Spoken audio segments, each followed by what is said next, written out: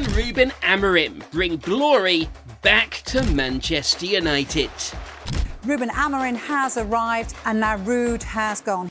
There's a new man in Manchester. As Erik ten Hag parts ways with Manchester United, the Jim Ratcliffe era's first managerial appointment is Ruben Amorim.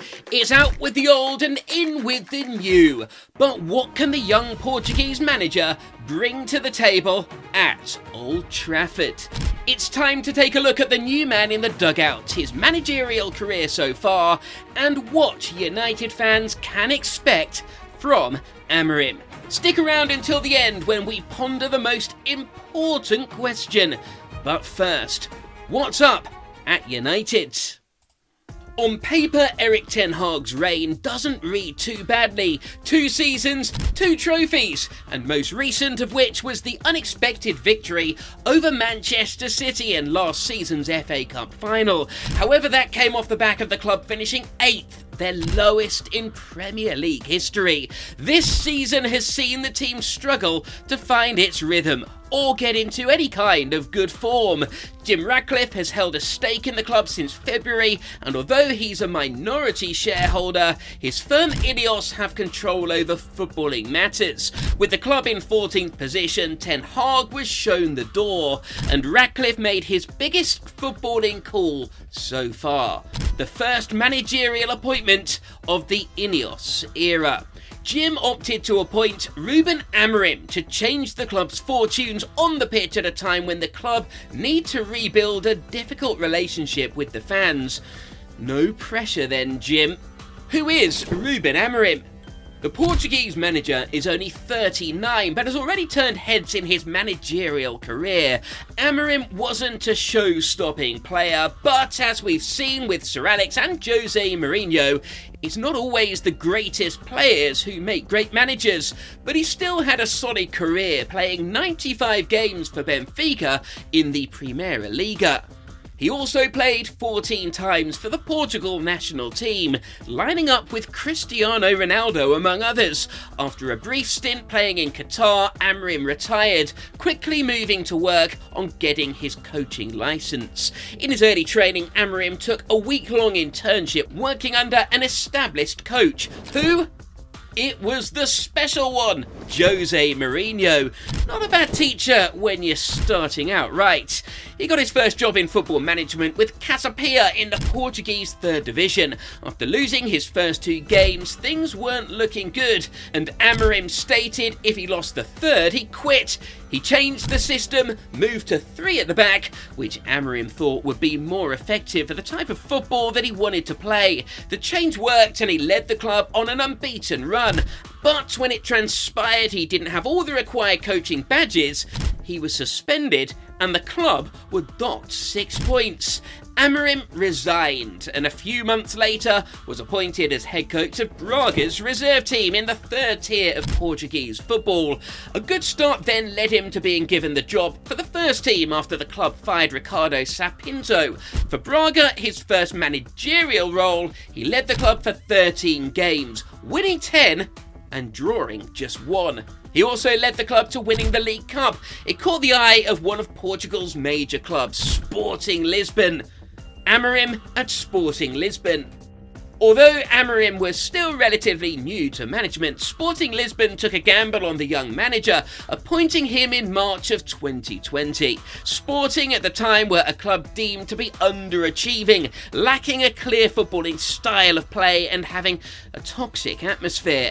Sound familiar? Well, Amorim needed to make an instant impact, and did. The club suddenly had a clear way of playing. They were achieving results and ended up finishing 4th in the league and qualifying for the Europa League. In his first full season, things got even better. He led Sporting to their first league title in 19 years and also won Portugal's League Cup competition too. The following season, Sporting won the League Cup once again, Amorim's 3rd in a row. However, they finished 2nd in the league behind Porto.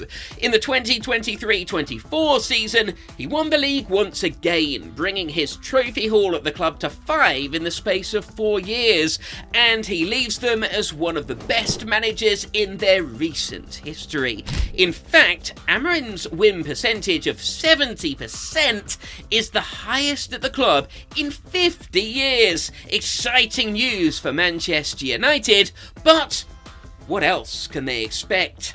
Stick around when we ask the ultimate question. Style of play and system. Amorim has stayed fairly consistent with his style and footballing philosophy. He's got a clear idea of how he wants his teams to play, expecting players to commit fully to the system and be tactically aware at all times. For the most part, Amorim has played a 3-4-3 system, utilising dynamic wingbacks to provide width. He tends to opt for a double pivot in midfield to both protect the defence and ensure quick transitions. Whether his lower to mid block and emphasis on quick counter-attacks will be as effective in the Premier League is debatable, but Amorim will undoubtedly look to adapt to the English League with what he has at his disposal. His Sporting team was generally given attacking licence to the wide players as well as the front three, with plenty of movement in both midfield and attack. Amorim's team tries to draw the opposition players out of position and exploit any spaces they leave behind, which could be really effective if he can get the best out of Bruno Fernandes. Fans grew frustrated at Ten Hag's team being weak against transitions, often just too rigid in attack, devoid of a clear identity. This is certainly an area where the team could improve, as Amorim's teams are well drilled and focused on their game plan. It's also likely that a 3 at the back system could suit United's central defenders. Ten Hag, Rangnick and Ole Gunnar Solskjaer all struggle to find a consistent and reliable pairing. The addition of a third centre half would give them a bit more cover across the back, helped by the midfield in front. Sure, they'll see the best of Amorim's system once he's able to dive into the transfer market, but his proven ability to hit the ground running really bodes well. Amorim's setup on the ball sees players spread, opening out the pitch to try and keep possession. His 3 defenders will spread wide and the midfield will seek to keep space too, rather than playing in small congested pockets. It all starts with the back 3, wide across the pitch to keep possession and try to draw a press that they can play through.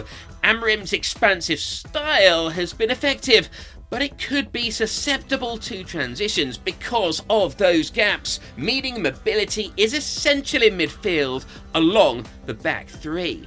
This is where some adaptation might be required from Amorim initially, as United have some defenders and central midfielders who just aren't really that mobile. Amorim's managerial heroes are Pep Guardiola and Jose Mourinho, and while his own style differs significantly from both, he approaches his tactics with the same perfection. Amorim's personality is confident, knowledgeable, and pretty laid back, not unlike his heroes. Although his style and system is intricate, he doesn't overcomplicate his instructions, preferring to be clear so his players understand exactly what they need to do. And another reason United fans could enjoy the Amorim era is that he loves to control games and play attacking football. How he sets up a front 3 with United will be interesting. At Sporting, his front 3 usually showed a lot of movement. The wider players cut inside or drop deeper to try and pull defenders out of position. However, it's the number 9 position which will be key for Amorim at United. He's tended to play with strong and quick strikers who'll stay fairly central and look to keep the opposition defenders busy. He could well rely on Højlund, but another option might well be to push Marcus Rashford into the middle and to keep him focused playing up against the central defenders and finding space in the box. A good comparison would be Ollie Watkins at Aston Villa under the guidance of Unai Emery. Under previous managers, Watkins would often go wide and work the channel, channels or drop deep to get himself into games, but Emery had him refocus in and around the box to work the two central defenders or exploit space between an opponent's fullback and central defender. His goals and assist stats have shot up since, with a more disciplined and clearly defined role that may benefit Højlund or Rashford. Let's see if that works, which leads us to that important question. Can Amorim bring the glory days back to United?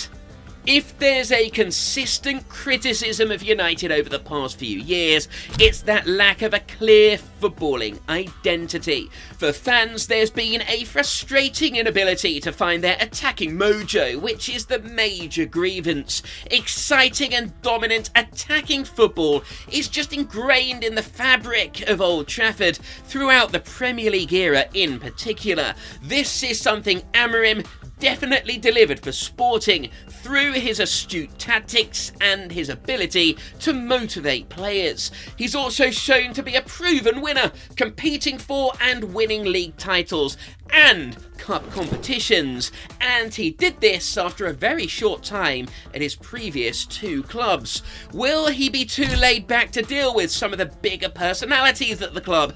Well, who knows, but Amorim is very much a progressive and modern coach who has a clear game plan. Let's also not forget he's got some good players to work with and who could potentially thrive, and fans could well see significant returns to form for players like Rashford and especially Mason Mount. So, can he bring the glory days back?